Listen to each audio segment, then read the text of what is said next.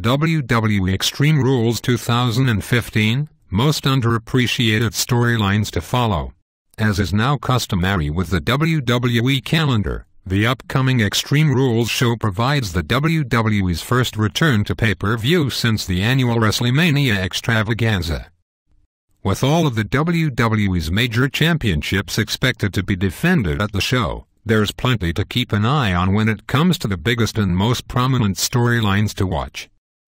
However, as is always the case, there are some underappreciated storylines that will escape the attention of some but will be well worth watching out for as Extreme Rules gets closer.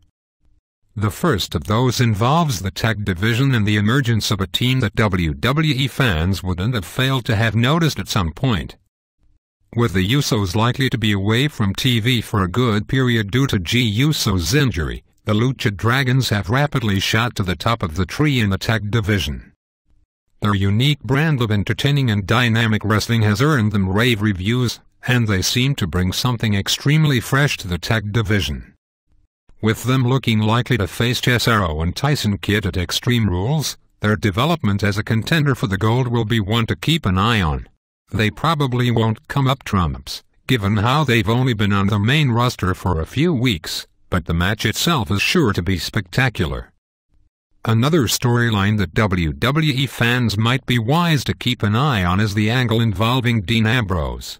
Still without a win on pay-per-view as a singles competitor, Ambrose will look to end that streak at Extreme Rules when he likely squares off against Luke Harper. It's an interesting crossroads that WWE finds itself at with Ambrose, who has plenty to offer the roster in the coming months. Without the elusive first win on pay-per-view, will it be extended here to try and create a story in itself? Giving Ambrose a unique character trait, such as desperately going after a first win on PPV, would be novel, and it would give him a bit of an edge. Or will they end that streak at Extreme Rules?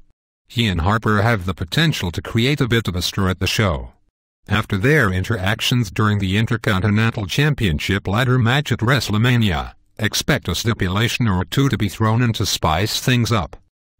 Finally, the return to TV of Sheamus is another storyline that fans should keep an eye on. You always get the feeling that Sheamus would work better as a heel, largely attributed to his brutal approach to in-ring competition, as well as the whole brawler persona he carries off so well.